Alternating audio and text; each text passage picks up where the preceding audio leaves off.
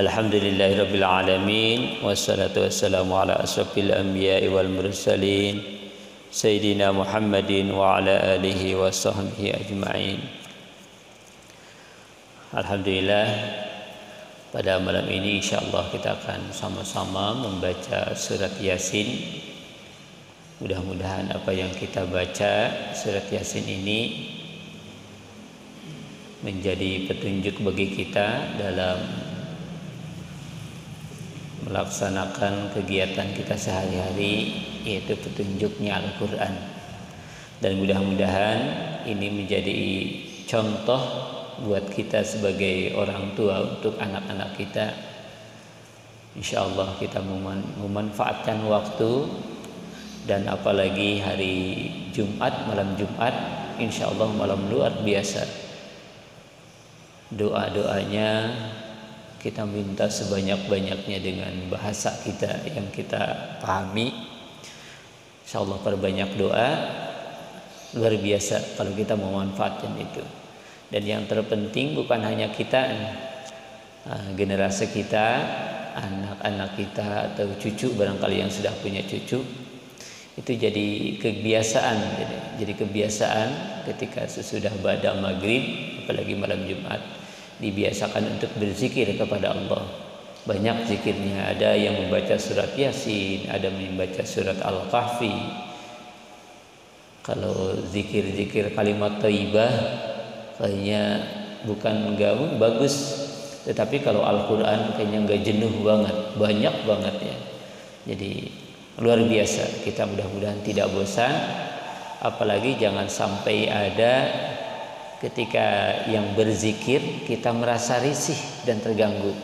Ini yang harus kita waspadai. Ayat Al-Quran ketika dibacakan kita merasa terganggu, hati-hati, keimanan kita bisa jadi dipertanyakan.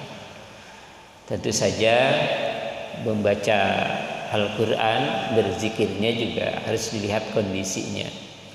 Kondisi yang menentukan, tetapi kita sebagai orang yang beriman, apapun kondisi itu, ketika Al-Quran, ketika zikir itu dibacakan, maka kita harus merasa nyaman, harusnya tenang. Ala bi zikrillahi tatmainnul qulub. Ini yang memang perlu kesabaran. Mohon maaf barangkali ketika ada yang ketika sholat berjamaah, ada di suatu masjid yang sholatnya agak cepat, mungkin bisa jadi awalnya tidak nyaman karena terbiasa ingin husu barangkali ya, ingin husu atau ingin pelan gitu, ingin betul-betul dialognya dengan Allah. Mungkin awalnya risih, tetapi itu harus diterima. Kalaupun ada yang panjang, makanya ada wasta'inu bisabri wassalah. Ketika dalam melaksanakan amal ibadah, sholat itu penuh dengan kesabaran. Sabar. Nilami-lami teh geus pegel. Kadang bahasa itu sedang keluar dina hati. Hati-hati itu, hati-hati. Jaga. Tapi tidak mudah untuk menjaga itu. Perlu latihan. Harus kita biasakan. Kalau tidak dilatih, terus gugurutu biasanya. Itu juga sama ya, kita sama. Karena ada beberapa mungkin daerah, wilayah, ada yang tertentu gitu. Ada yang tertentu. Ketika nanti barangkali kalau ada taraweh ya, wah itu mulai itu menata hati itu harus siap-siap itu ya. Ada yang cepat, wah asik kayak gini cepat ya, wah iya lama macam-macam gitu ya. Itu emang harus mohon maaf itu adalah hati ya, perbuatan harus dijaga. Apalagi saya kadang suka agak miris ketika ayat Al-Quran dibahasakan dengan mengganggu. Allahu Akbar, saya paling agak. Kalau kita tahu Al-Quran dikumpulkan itu luar biasa ya. Rasulullah menyuruh siapa sahabat? Zaid bin Sabit sebagai koordinator oleh Rasulullah, diberikan mandat, sementara dia seorang pemuda yang luar biasa, punya keilmuannya luar biasa. Kemudian bahkan Rasulullah ketika menyampaikan surat, diplomasi mungkin bahasa ini namanya, Rasulullah menyuruh Zaid untuk mempelajari agama bahasa orang lain. Dan luar biasanya Zaid bin Sabit itu cepat sekali dan mempelajari bahasa itu. Ayeuna mungkin berbagai bahasa. Dan dulu suratnya sesuai dengan bahasanya. Itu Rasulullah ke Zaid bin Sabit. Makanya meskipun dia muda, paling muda, dia dijadikan koordinator untuk mengumpulkan Al-Quran. Alhamdulillah, ayeuna mah luar biasa, kita bisa membacanya dengan nikmat sekali. Meskipun ketika di zaman Utsman bin Affan, Khalifah Utsman bin Affan, itu ada perbedaan-perbedaan bacaan. Wah, rame kampung Korogeng. Kalau dilihat dari sejarahnya, ya akhirnya alhamdulillah yang koordinator juga ketika zaman Utsman Zaid bin Sabit untuk menyusun bacaan-bacaannya. Yang akhirnya alhamdulillah sampai sekarang itu luar biasa. Makanya Zaid pernah bilang, saya ketika ditugaskan oleh Rasulullah, yang paling berat itu adalah mengumpulkan Al-Quran. Ketika ada salah satu huruf saja yang terlewat, ya Allah, kata Zaid, lebih baik saya memindahkan gunung gitu, dipikul dari ini ke tempat lain, lebih baik itu saya berani melakukannya gitu, daripada untuk menyusun Al-Quran. Tapi itu adalah titah Rasulullah, perintah Rasulullah, maka dilakukan. Alhamdulillah beberapa ketika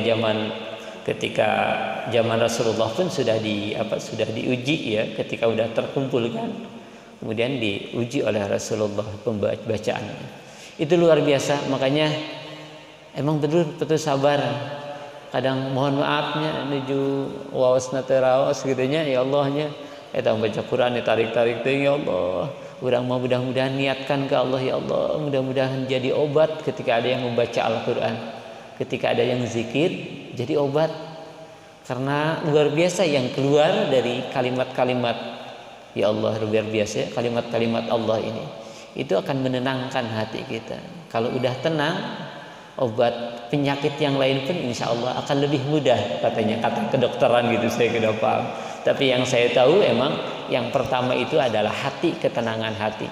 Apapun penyakitnya, kalau hatinya tenang, insya Allah akan lebih mudah itu.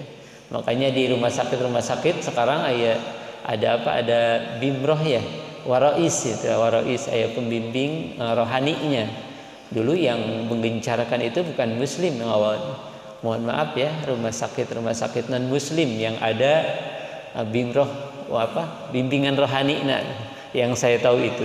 Kalau yang di Islam baru-baru rumah sakit Islam alhamdulillah sekarang sudah ada ya warois gitu, ada bimbingan rohani. Ini sok menyampaikan motivasi kan sakit yang doa heula, itu luar biasa dengan bacaan-bacaan Al-Quran, luar biasa. Bahkan kalau saya sih mempercayai ketika saya membaca Al-Quran, meniatkan untuk menyembuhkan penyakit, ngambil cai abdi mah mesti kena gitu. Cai dibacakan di payuneun, bismillahirrahmanirrahim, baca Al-Quran. Saya masih mempercayai itu, dan saya yakin ketika Al-Quran itu adalah syifa, obat bagi setiap semua obat. Makanya mudah-mudahan kita perlu belajar sabar ketika zikir, ketika ayat Al-Quran dibacakan, orang sabar dan mudah-mudahan jadi pahala. Dan yakin banget Al-Quran itu pastami'u lahu, ketika Al-Quran didengarkan ini sama dengan yang membacanya. Ini luar biasanya Al-Quran. Beda dengan koran gitu, hari koran maca tarik ogen sanes ada, tetapi kita mau ke bagian informasinya aja. Tapi kalau Al-Quran sama dengan membacanya, luar biasa. Ya, mudah-mudahan sekali lagi ya kita sama-sama belajarkan diri kita, hati kita ketika berzikir, ketika membaca Al-Quran, betul-betul itu adalah kalam Allah, tidak boleh ragu ya, tidak boleh ragu, yakin, dan itu akan menjadi obat bagi semua penyakit yang ada di bumi ini insyaallah. Mari kita sama-sama berzikir kepada Allah, membaca kalimat thayyibah. Mudah-mudahan segala hajat kita, saya yakin hajat kita seueur pisan, banyak banget ya. Hajat keluarga kita, hajat anak-anak kita, hajat istri kita, kebutuhan banyak banget. Mudah-mudahan kita pintakan kepada Allah di dalam momen yang terbaik ini. Baca Al-Quran, mudah-mudahan Allah memberikan kemudahan, dikabulkan segala hajat kita. Amin ya Allah ya Rabbal Alamin. Kita sama-sama berzikir terlebih dahulu. Astaghfirullahaladzim, astaghfirullahaladzim, astaghfirullahaladzim. La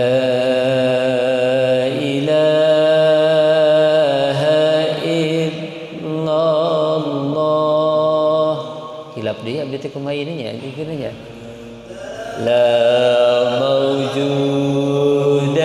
illa Allah, la ilaha illa Allah, la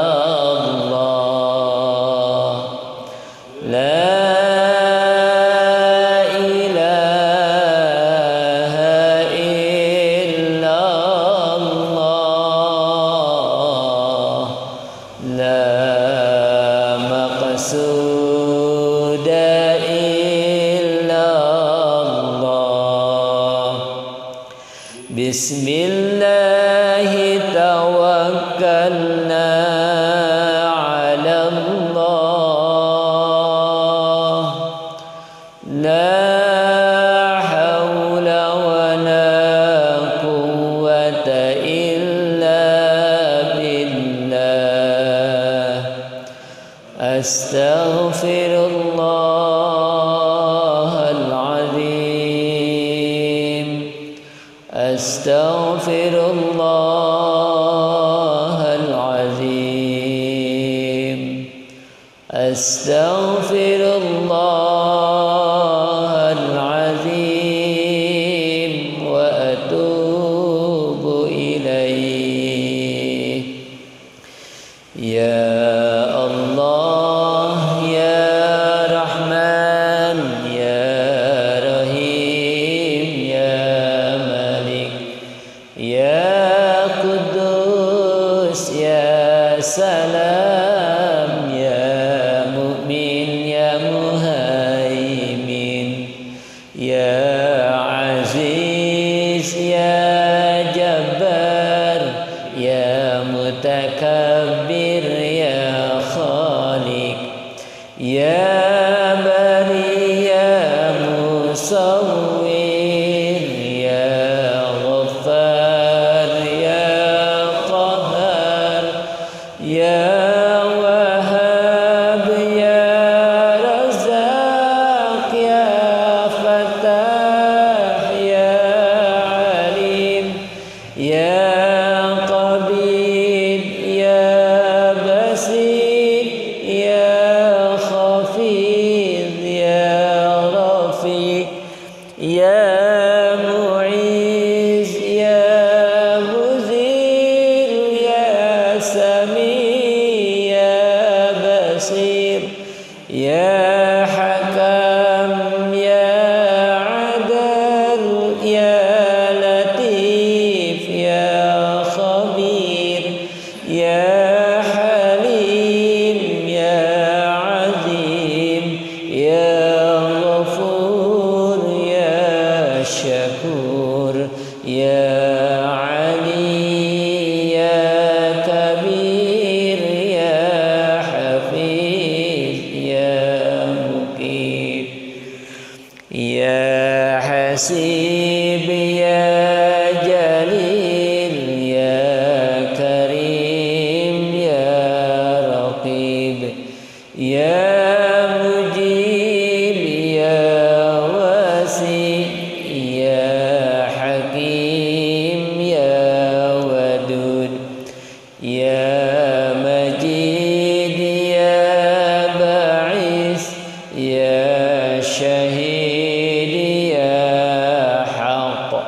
Ya Wakil, Ya Qawi, Ya Matin, Ya Wali, Ya Hamid, Ya Musi, Ya Mubdi, Ya Mu'id, Ya Muhyi, Ya Mumit, Ya Hayyu, Ya Qayyum, Ya Wajid, Ya Majid, Ya Wahid,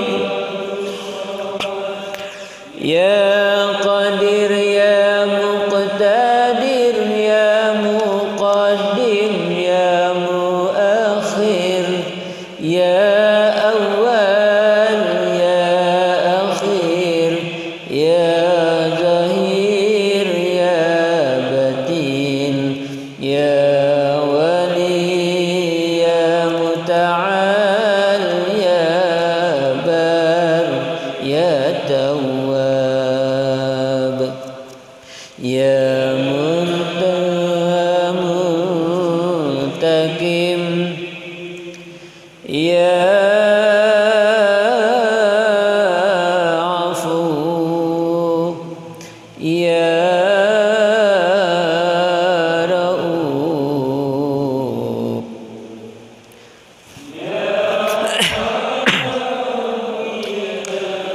Dzal Jalali wal Ikram, Ya Muqsit, Ya Jami, Ya Ghani, Ya Mughni, Ya Mani, Ya Dar, Ya Nafi, Ya Nur, Ya Hadi, Ya Badi, Ya Waris, Ya Rasid, Ya Sabur, Ya Allah, Ya Allah, Ya Allah, Ya Allah, Ya Allah. Ila hadratin Nabi Mustafa sallallahu alaihi wasallam wa alihi wa azwajihi wa dzurriyyatihi. Al-Fatihah. A'udzu billahi minasy syaithanir rajim. Bismillahirrahmanir rahim. Alhamdulillahi rabbil alamin. Ar-Rahmanir Rahim. Maliki yaumiddin. Iyyaka na'budu wa iyyaka nasta'in. Ihdinas siratal mustaqim. Siratal ladzina an'amta 'alaihim ghairil maghdubi 'alaihim waladdallin. Amin. Mari kita sama-sama berdoa kepada Allah, mudah-mudahan kakek nenek kita yang sudah tiada ataupun yang masih ada, kita doakan mudah-mudahan yang sudah tiada Allah berikan kenikmatan kuburnya, yang ada, yang masih ada, mudah-mudahan diberikan kesehatan, umur yang barokah. Al-Fatihah. A'udzu billahi minasy syaithanir rajim. Bismillahirrahmanirrahim. Alhamdulillahi rabbil alamin. Ar-Rahmanir Rahim. Maliki yaumiddin. Iyyaka na'budu wa iyyaka nasta'in. Ihdinas siratal mustaqim. Siratal ladzina an'amta 'alaihim ghairil maghdubi 'alaihim waladdallin. Amin.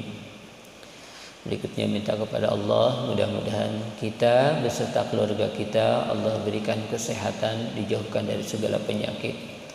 Kalaupun ada saudara kita, keluarga kita ada yang sakit, mudah-mudahan Allah berikan kesembuhan. Anak-anak kita, semuanya keluarga kita. Dan mudah-mudahan kita berdoa kepada Allah, segala hajat kita dimudahkan oleh Allah, mencari rezekinya dimudahkan oleh Allah, menjemput rezekinya dimudahkan oleh Allah. Dan mudah-mudahan kita dalam membimbing keluarga kita diberikan kesabaran dalam membimbingnya. Dan kita berdoa kepada Allah, mudah-mudahan kita beserta keluarga kita digolongkan menjadi orang-orang yang soleh dan solehah. Biberkati Al-Fatihah. A'udzu billahi minasy syaithanir rajim. Bismillahirrahmanirrahim. Alhamdulillahi rabbil alamin. Ar-Rahmanir Rahim. Maliki yaumiddin. Iyyaka na'budu wa iyyaka nasta'in. Ihdinas siratal mustaqim. Siratal ladzina an'amta 'alaihim ghairil maghdubi 'alaihim waladdallin. Amin. Mari kita sama-sama membaca surat Yasin. A'udzu billahi minasy syaithanir rajim. Bismillahirrahmanirrahim. Yasin wal Qur'anil Hakim.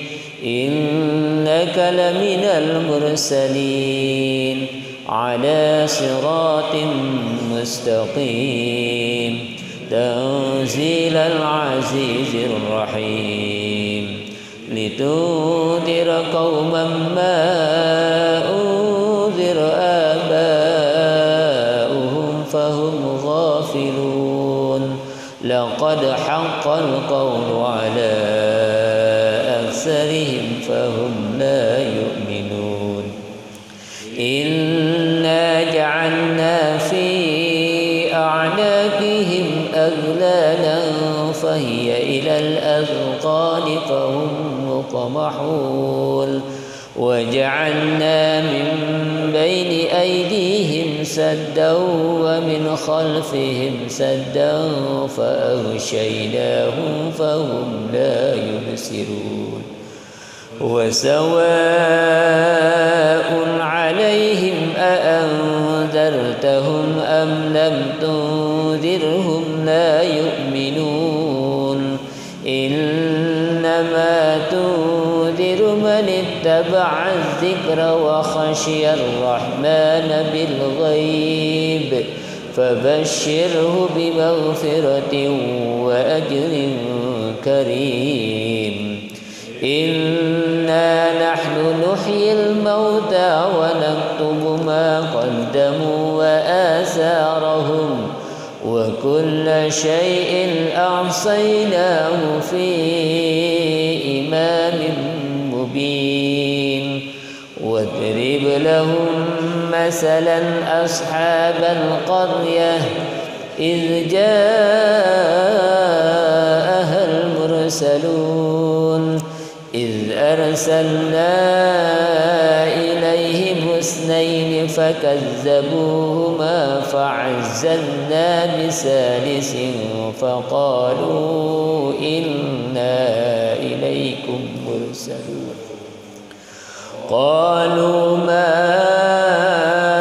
أنتم إلا بشر مثلنا وما أنزل الرحمن من شيء إن أنتم إلا تكذبون. قالوا ربنا يعلم إنا إليكم لمرسلون وما علينا إلا البلاغ المبين. قالوا إنا تطيرنا بكم لئن لم تنتهوا لنرجمنكم وليمسنكم منا عذاب أليم. قالوا طائركم معكم أئن ذكرتم بل أنتم قوم مسرفون وجاء من أقصى المدينة رجل يسعى قال يا قوم اتبعوا المرسلين ألم يروا كم أهلكنا قبلهم من القرون أنهم إليهم لا يرجعون وإن كل لما جميع لدينا محضرون وآية لهم الأرض الميتة أحييناها وأخرجنا منها حبا فمنه يأكلون وجعلنا فيها جنات من نخيل وأعناب وفجرنا فيها من العيون ليأكلوا من ثمره وما عملته أيديهم أفلا يشكرون سبحان الذي خلق الأزواج كلها مما تنبت الأرض ومن أنفسهم ومما لا يعلمون وآية لهم الليل نسلخ منه النهار فإذا هم مظلمون والشمس تجري لمستقر لها ذلك تقدير العزيز العليم والقمر قدرناه منازل حتى عاد كالعرجون القديم لا الشمس ينبغي لها أن تدرك القمر ولا الليل سابق النهار وكل في فلك يسبحون وآية لهم أنا حملنا ذريتهم في الفلك المشحون وخلقنا لهم من مثله ما يركبون وإن نشأ نغرقهم فلا صريخ لهم ولا هم ينقذون إلا رحمة منا ومتاعا إلى حين وإذا قيل لهم اتقوا ما بين أيديكم وما خلفكم لعلكم ترحمون وما تأتيهم من آية من آيات ربهم إلا كانوا عنها معرضين وإذا قيل لهم أنفقوا مما رزقكم الله قال الذين كفروا للذين آمنوا أنطعم من لو يشاء الله أطعمه إن أنتم إلا في ضلال مبين ويقولون متى هذا الوعد إن كنتم صادقين ما ينظرون إلا صيحة واحدة تأخذهم وهم يهسمون فلا يستطيعون توصية ولا إلى أهلهم يرجعون ونفخ في الصور فإذا هم من الأجداث إلى ربهم ينسلون قالوا يا ويلنا من بعثنا من مرقدنا هذا ما وعد الرحمن وصدق المرسلون إن كانت إلا صيحة واحدة فإذا هم جميع لدينا تظلم نفس شيئا ولا تجزون إلا ما كنتم تعملون إن أصحاب الجنة اليوم في شغل فاكهون هم وأزواجهم في ظلال على الأرائك متكئون لهم فيها فاكهة ولهم ما يدعون مالكون وذللناها لهم فمنها ركوبهم ومنها يأكلون ولهم فيها منافع ومشارب أفلا يشكرون واتخذوا من